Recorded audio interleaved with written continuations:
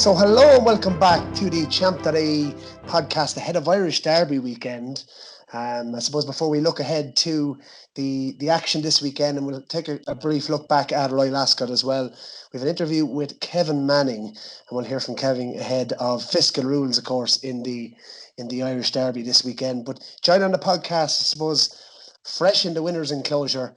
After the last couple of appearances, both Andrew Blair White from the Blair White Blog and Ronan Groome. Andrew, I suppose, Bowerman, we could see him this week. He tipped him up at, I think it was 9-1 for the Lincolnshire. And Ronan, of course, you had, what was the 12-1 winner you tipped up? Lord North, of course, for Royal Ascot. So we're in good form here on the Champ.ie podcast. Yeah, good, Barry, all good. Nice to tip a winner for once. Andrew, I suppose, how have you been keeping? Yeah, very good. Very happy to put Barrowman up. I suspect that's the first and only flat handicap I'll pick the winner of all year. So it's good to get it early doors. And of course, it was the Rockingham Stakes, of course, 5 furlong handicap, of course, this Sunday as well. So we might come to you for that, Andrew. But let's hear from Kevin Manning, of course, ahead of Fiscal Rules bid for the Irish Derby this weekend. So on the eve of the Irish Derby weekend, we're delighted to be joined on the Champ.ie podcast by Kevin Manning. Kevin, of course, won the Irish Derby on board Trading Leather in 2013. Kevin, what was your memories of that day in particular? And I suppose, what type of horse do you need to win the Irish Derby? You've been there. Yeah, well, it takes a very classy horse. You need a horse that stays very well, but you also need a horse with pace. It's a very demanding mile and a half. That's usually always run at a very good pace. So you need to stay, but as I say, you need speed as well. And looking ahead, of course, to this weekend, Team Bolger, of course, have Fiscal Rules entered. He's a make-believe colt, I suppose, who ran a stormer on only his second start, really, in the Guineas. Were you happy with that run, Kevin? I was very happy with the run. I just was a little sluggish away from the gates and just got a shade further back than ideal, and finished well. On another day, I think I could have finished a place or two closer. It was a fantastic run for, as I said, only his second start, and he's out of Galileo mare, a half-brother, of course, to a listed winner over 1.6 miles. On paper, certainly it looks like a step up in trip would help him. What's your thoughts? Yeah, well, he's definitely come forward from the Guineas. You're really going into the unknown when you're going from a mile to a mile and a half, but I think myself he should stay. He's done pretty well, and he's pretty straightforward ride. And he's going to come on again from the Guineas run, as you just said. It was only his second start, so I'd be very hopeful and very confident. Brilliant, Kevin. And to you, does he ride like an Irish Derby horse? Well, he does. I mean, most of your Derby horses are horses that run place those Guineas, staying on in the first, third, fourth, fifth. Usually can be Derby horses. And have proven over the years, and that's exactly what he was doing, was staying on at the finish in an Irish Guineas. A fantastic run, and in terms of the rest of the weekend, fantastic weekend to look forward to, of course, on home soil. Trossachs has entered, of course, in the Vintage Crop Stakes at Group 3. He was a horse, I suppose, that did a lot of improving last year, Kevin. Won 3 handicaps on the bounce. How's he been since his Leopardstown run, and do you think, I suppose, he can develop into a group performer, maybe over longer distances this year? Yes, he always felt he could develop into a stakes horse. I think he'd improved plenty from his Leopardstown run, and he kept improving and doing nothing wrong last year. So I'm just hoping that he can take the next step. And the old favourite, 110 rated 9-year-old now, Flight Risk, of course, won 3 times last year, Kevin. And also he's also down to run over in a listed over 1 mile. How's he been? He's working well. He's a great servant, and rarely runs a bad race. And yeah, he's working very well. And wherever he pitches up, I'll be hoping for a big run from him. And over the rest of Irish Derby weekend, is there any other horse apart from the ones mentioned, Kevin, that you might be looking forward to sitting on? I've got some nice maidens. Looking forward to those, and the rest are sort of still a little bit up in the air with declarations not till tomorrow morning. So still a little up in the air, and but they're all very, very competitive races, and they're going to take a lot of winning. But I'm looking forward to the weekend, and I got some nice rides to look forward to. Fantastic, Kevin. Look, I'd like to wish you the very best of luck, and let's hope Fiscal Rules can step forward, of course, from that Guineas fifth. As we said already, is only his second start, so the very best of luck for this weekend, and who knows, you could have another trading letter on your hands. Yeah, it'll be nice. It will be nice, but I'm expecting a big run. I think he's come forward, as I say, from his Guineas, and I'm very hopeful. Kevin, thanks very much for talking to us on the Champ.ie podcast. No problem. Thank you very much. Thank you. Great to hear from Kevin Manning, lads. We'll kick off the action this Saturday, of course, at 4:45 in the Curragh. Andrew, we mentioned Bowerman. He could line up in here. We could have a Lincoln winner, a Heritage winner. Of course, Buckhurst is here as well for the O'Brien team. So, take it away. What's your thoughts on this one? Yeah, it's a hard one to assess. I hadn't seen any market for the race, unfortunately, so it is hard to know. Barman is entered in this, and he's also entered in the listed race on the same card over a mile, so I wouldn't be sure which one he's going to run in. Of the other two, Ancient Spirit and Buckhurst, I'd be siding with Buckhurst at this trip, I must say. He looked very progressive at the end of last year, winning 2 Group 3s, and he had good form tied in with Constantinople of Aidan O'Brien's, who was also probably a Group 2 horse. He was second in the Heritage stage in Spirit. He was gaining at the line. He's probably a bit unlucky not to get up that day. He's a big raw horse, so I'd say he would have needed that run. And to be honest, I think he'll be a very likely winner here in this race. I think he could go on to very good things this year. And Ronan, thoughts, I suppose, on the 4:45 at the Curragh Group 3, of course. Can Bowerman maybe line up here, and do you think he can progress? You can definitely progress, but I suppose, as Andrew says, he's just talking about the race now. He is engaged in the mile listed race as well, and that's where you logically you stick to a mile with him, seeing as how impressive he was in the Lincoln the last day. His time actually wasn't a million miles away from Siskin on the same card. So yeah, he definitely is a progressive type of sort. So yeah, but I'd probably, if I was connections, I'd probably try to avoid Buckhurst, who, as Andrew said, probably will come on a lot for that Navan run, and probably the one to beat in the Group 3, and just take it easy, go for the listed race first, where he might still run into Ancient Spirit, who's a fair sort as well. I wouldn't have him a million miles away from Buckhurst again in the rematch, even off £2 worth terms, but for now, it's just hard to know where they're going to all line up. So, but Barrowman definitely a nice horse going forward for the McGuinness team. So there's one race that we may have a clearer picture of this weekend. Of course, declarations will follow after the podcast. Is the obviously the Irish Derby, lads, and that's at 7:15 on Saturday as well. Group 1, of course, for 3-year-olds, colts and fillies over a mile and 4. Idea of the winner, I suppose San Diego heads the betting here. Andrew, I'll come back to you. 3-1 in here. He was a winner, of course, over a mile and 6 on more testing conditions at Royal Ascot. He was mightily impressive, but do you think he's going to run here? And what's your idea of the Irish Derby winner? Yeah, looks like he will run here. There has been money for him the last few days.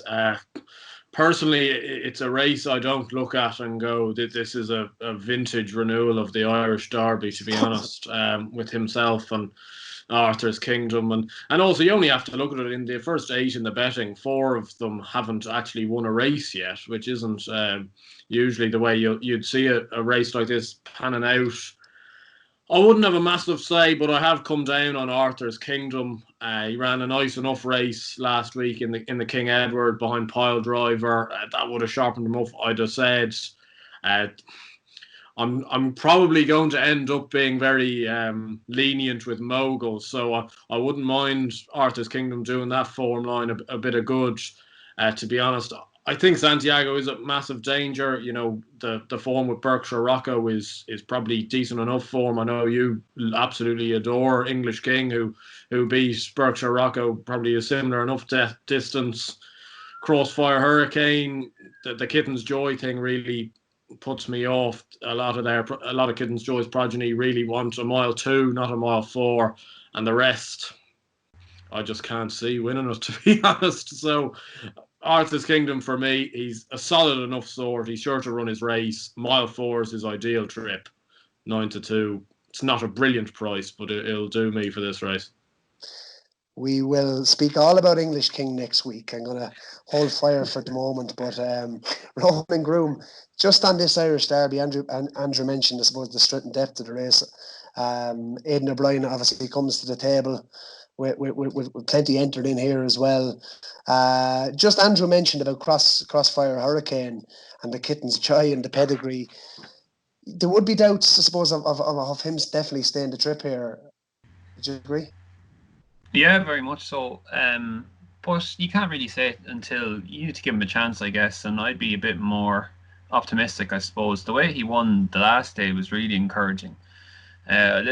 He's owned by an American guy, Scott Hyder, who owns and breeds a lot of horses in America, quite a big operation. I think it's his first horse with Joseph.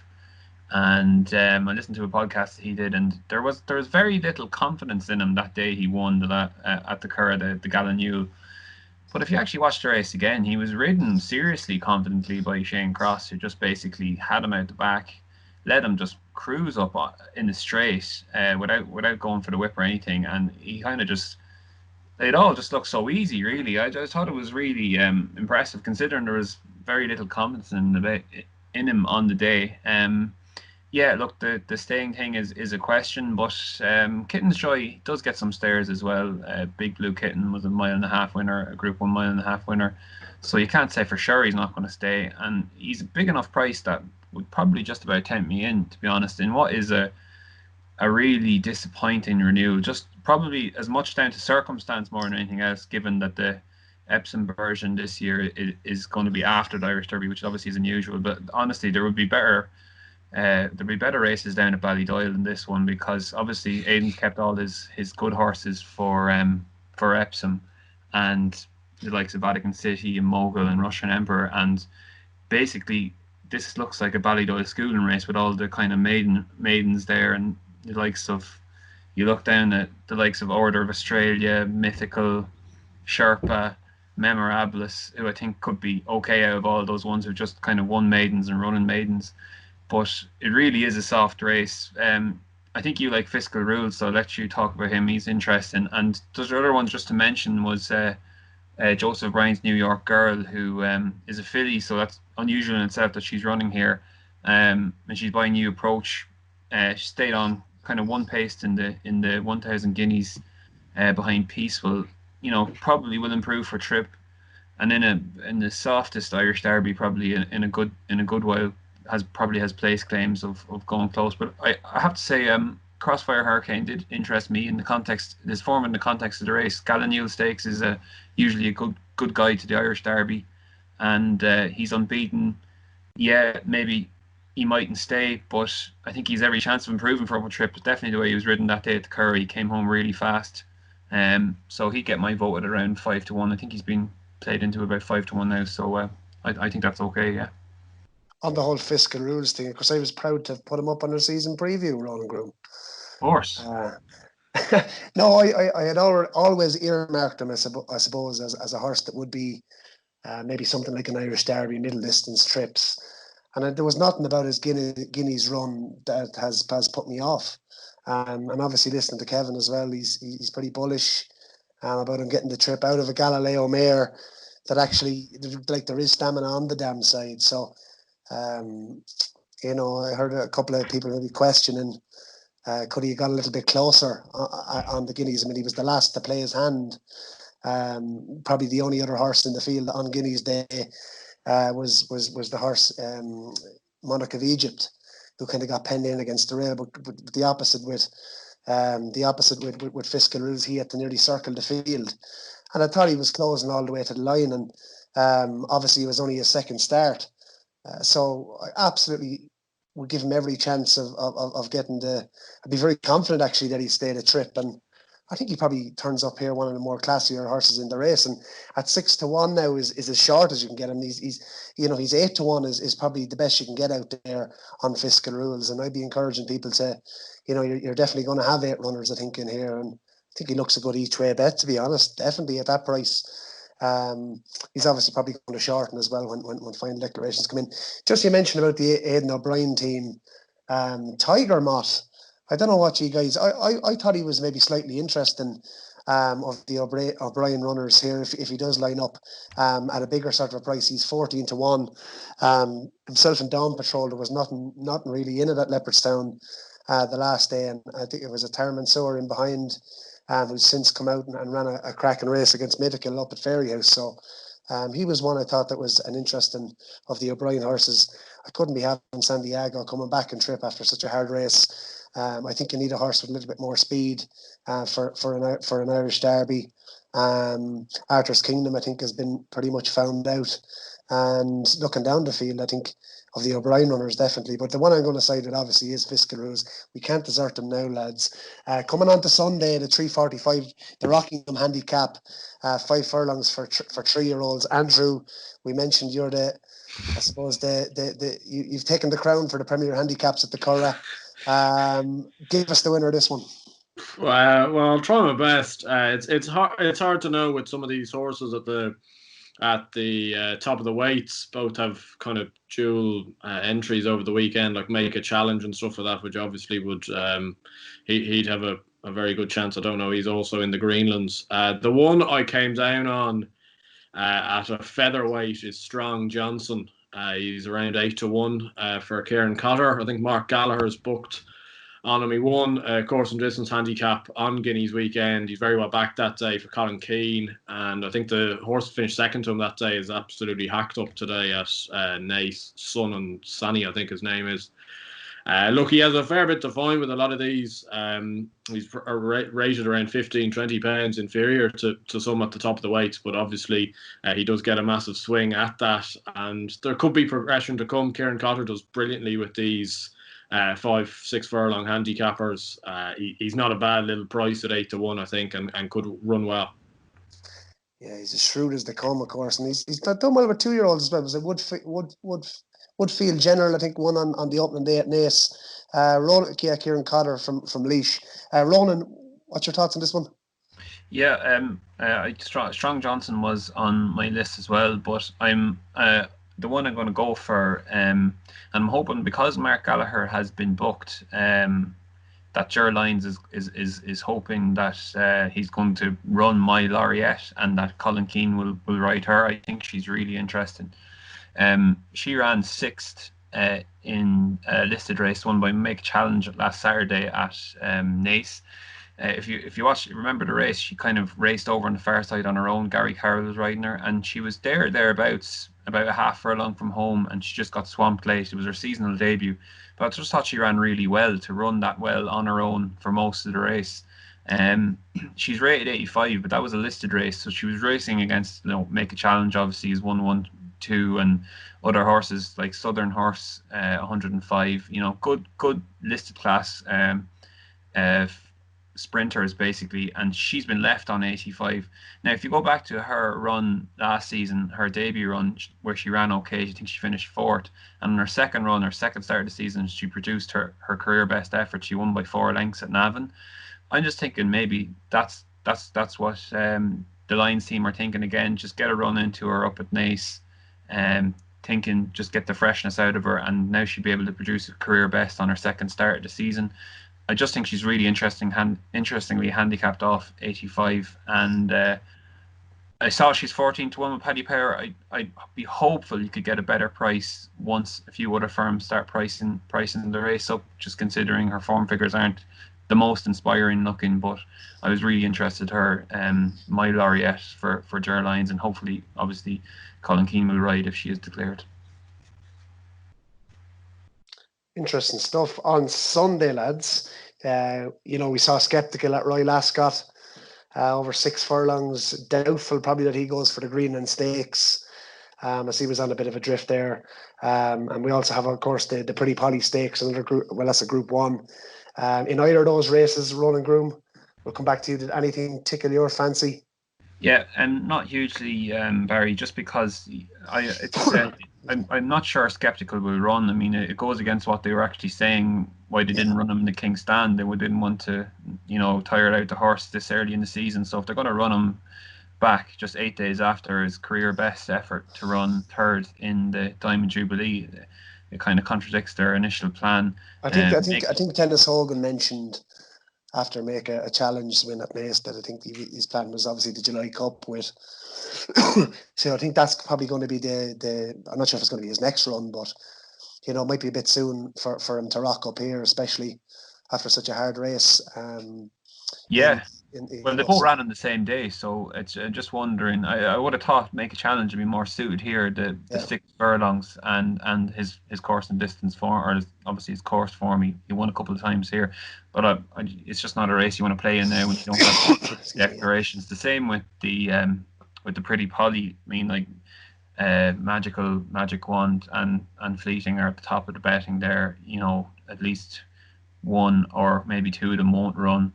If Magical runs, she's obviously the one to beat, but it's just not a race worth playing in now when the complexion of it will change completely when declarations come in. Obviously, exciting race to look forward to, but from a betting point of view, it's probably just not worth getting involved at this stage. Andrew, you always, I suppose, like to maybe plot where horses run. Are you going to maybe take a chance at this early stage? I'm very, very dubious about what's going on with this Greenland Stakes, because I'm looking at I looked at the market there only just before coming on, and I think William Hill have Sceptical at 6-4 and Make a Challenge at 2-1 for the Greenlands, and yet both Paddy Power and Betfair have Sceptical at 4-6 and Make a Challenge at 7-2. So I don't know whether somebody's got an idea in their head that Sceptical will run. I don't know whether that's right or not. The horse I thought was going to run would be Make a Challenge, and I really like Make a Challenge. So wherever he runs, I know he's got a few declarations a few entries this weekend. If he does run, I'll back him wherever he runs, because I think he's a really nice progressive type of horse, especially if we manage to get a bit of rain. He'll be very hard to beat. And I'd be similar enough with Ronan and the Pretty Polly. Very hard to know which, if any, of the O'Brien horses will run.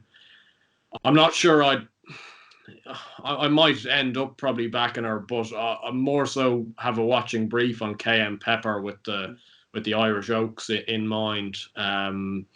She's around 10-1. She might be worth a little each way play in the Pretty Polly on Sunday, but I'd be very keen on her.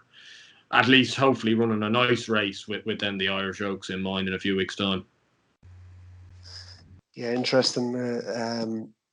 Make a Challenge. I thought he done it well actually at Naas on the same day as Sceptical, and interesting that Dennis said obviously he's going to try to keep them apart. But as the season goes on, they may end up running against each other. I doubt that's going to happen this weekend. 2-year-old races, I suppose we have 2 listed races. Interesting ones actually. One at the Curragh on Saturday at 6:45, where Chief Little Hawk is entered again, and Newmarket then at 2:45 on Sunday. There's a nice 2-year-old listed race there for fillies. Anything in either of those races, Andrew? I mean, I know you were, like myself, a Chief Little Hawk fan going into Ascot. He completely bombed out, didn't he? Yeah, he did. Look, the Aiden's 2-year-old runners ran very inconsistently over at Ascot. I'd probably give all of them a second go at some stage. I'd be very, very surprised if he was to run here. The one I was interested in, if he does run, is Merchant's Key, who got beat by Admiral Nelson, who's another one of the horses that bombed out at Ascot. But Admiral Nelson probably wants very quick ground. He was pretty highly regarded. He went off, Merchant's Key went off 5-4, as Admiral Nelson went off 5s. I think Aiden actually said it even on ITV Racing that they thought really highly of this Merchant's Key. So it wouldn't surprise me if he took up his entry. It wouldn't surprise me if he would run very well. In terms of the listed race at Newmarket, to be honest, I genuinely have no idea. A lot of them have won one race. I wouldn't know the form well enough to comment, to be honest. It's just about Admiral Nelson. He completely, obviously, but you mentioned he bombed out, obviously, at Royal Ascot, but and he was held in pretty high regard after winning at the Curragh, which obviously the horse you after mentioned, Merchant's Key, was the choice of Shamie Heffernan and went off favourite that day. So yeah, probably can see your logic if he lines up here. Ronan Groome, I suppose. Anything else from around the grounds on at this weekend that you think is maybe a bit of value? Yeah, I'll just give you a couple on Friday. Before I come to that, I liked Frenetic in that first Flyer Stakes. I thought he did a really nice at Navan. And I don't know if you've seen the colours, Barry. Beautiful green and gold It's a of sheep. County Mead. Frenetic, a beautiful little filly. Yeah, filly, of course. Owned by I think new Saudi Arabian owners that have come into the Dur Lions yard, but I'm sure they have just basically become massive mead fans with those colours. They're gorgeous. They're like Qatar racing colours except green. They must be living in the top third in Trim Castle. Yeah. Yeah, she's daughter of Kodiak, who obviously had a brilliant week at Ascot last week. Lots of she was mightily impressive, wasn't she? Frenetic, was that? Yeah, Yeah. was that on the same card as Chief Little Hawk, to my memory? Could have been, yeah. I think it was the first race on that card. Really professional. And in any other year, she may have been sent to Royal Ascot. She looked at that type of horse.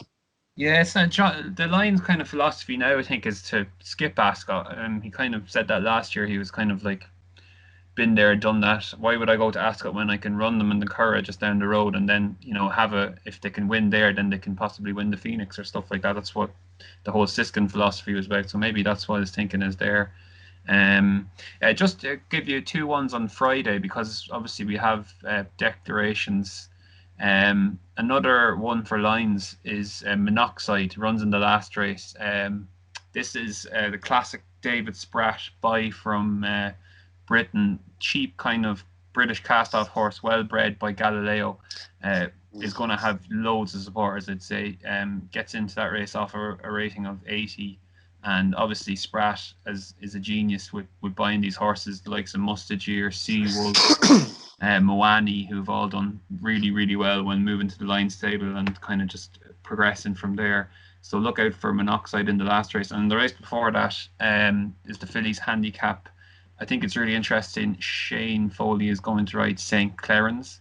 Jessica Harrington has a couple of other fillies in that race, but this St. Clarence ran quite well in a maiden, won by Snow on 1,000 Guineas Day.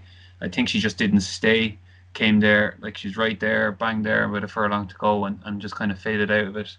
She's only had 3 runs. It's her first start in a handicap, and I just thought it was a fair pointer that Foley is riding her instead of a couple of other, fillies that are a bit more experienced. I think they might think she's a lot better than her mark. So St. Clarence and Monoxide on Friday evening. Brilliant stuff, Ronan. Good insight there. Anything from around the grounds that Andrew Blair White wants to mention? I haven't looked much apart from the Curragh cards. Andrew, of course, this podcast is going to be out on Thursday morning. So if you have anything for the Grimes hurdle, do throw it in as well. Well, I'll always back away for the sea. I saw he was knocking around the entries for the Grimes hurdle, so he's one of the cult favourites.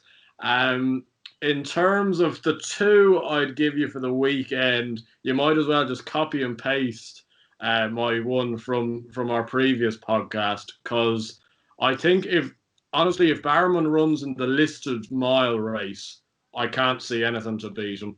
I would be against him actually in the mile 2 race, but in the mile listed race, I think he's a really upwardly progressive horse. I think he's got a listed win in him, and I'm going to take another chance at the 5:45 on Sunday. I think I saw him entered on good old Presto. I knew you were going to say it. Yeah. He's also entered in the Vintage Crop Stakes, but he won't run there. Well, I hope he doesn't run there. Darragh O'Keefe's actually jocked up for him in this race. He should have won last time. I put him up at 14s and he went off 7-2 and looked like he was going to win. He's only gone up £1. I'm going to give him one more go at this 2-mile trip, and hopefully he will repay me at some stage.